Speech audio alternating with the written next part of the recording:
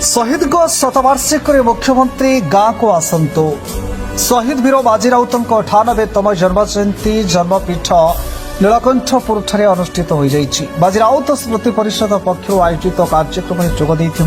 गामाटीर दायद नाट्यकार सुकांत दास अनुरोध करते मुख्यमंत्री शतवार्षिक उत्सव में ए गाँ को आसतु ब्राह्मणी नदीर गर्भ को चली जाऊा एंटुड़ी शाला को रक्षा करंतु बोली कहिथिले।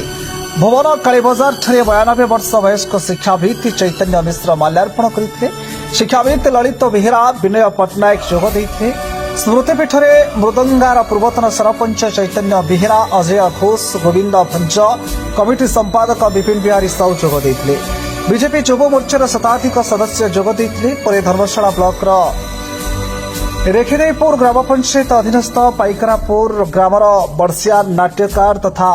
अमर शहीद बाजीराउत नाटक रचयिता सुकांत कुमार दास को शहीद पीठ नीलकंठपुर सम्मानित कर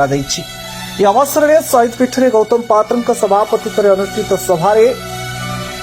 सीएसटी ओडिशार सभ्य प्रदीप साहू छोटबर गाँठ सभापति देवव्रत राउत जोग देते। काम करे मर्यादा सह बंचार अधिकार अभियान ओडिशा एटा देश स्तर रे अच्छी ओडिशा राज्य रे भी अच्छी आम जो प्राकृतिक संपद सुरक्षा तार इज्जत कथा को सही को पाथेय करी जदि आम जीवा बाजीराव को पाखक आज तांकर जन्म दिवस 1926 अक्टोबर 5 तारिख से जन्म होते मु एक्चुअली बेसी जानी कि सी केते पाठ पढ़ी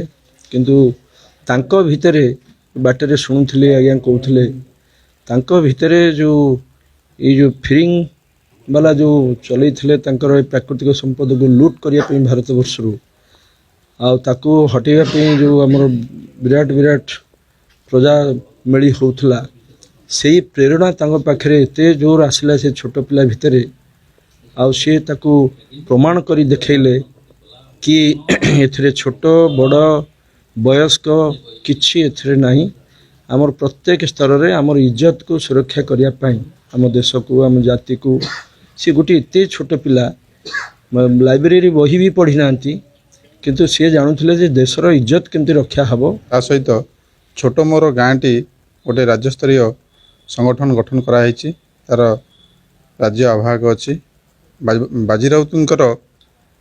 जो प्रतिभा थिला से जो भली भाव में देश मातृका विश्वर सर्वकनिष्ठ शहीद हो गले तांकर अम्लान प्रतिभा को आम लोकलोचन को आने युव छात्र मानक मन भितर तांकर वीरत्वर गाथा को प्रतिपादित करने छोट मोट गाँटी छोट प्रयासटी आरंभ करी 2013 मसीह जो यही जो बाजीराउत ये शहीद होते आमर भेड़ार एठू ब्राह्मणी नदी में जाए जेनापुर घाटे लगी सेठारे आम बाजीराउत जो लगी गोटे स्टाच्यू 13 मसीह करूँ प्रति वर्ष से शहीद दिवस पालन करूँ। बाजीराउत पुत्रा जन्मदिन आम पालन करुचु आज बहुत जगार बाजीराउत जन्मदिन पालन करा तेणु आम ये निजुक बहुत गर्व अनुभव कर। Bureau report news all Odisha 24।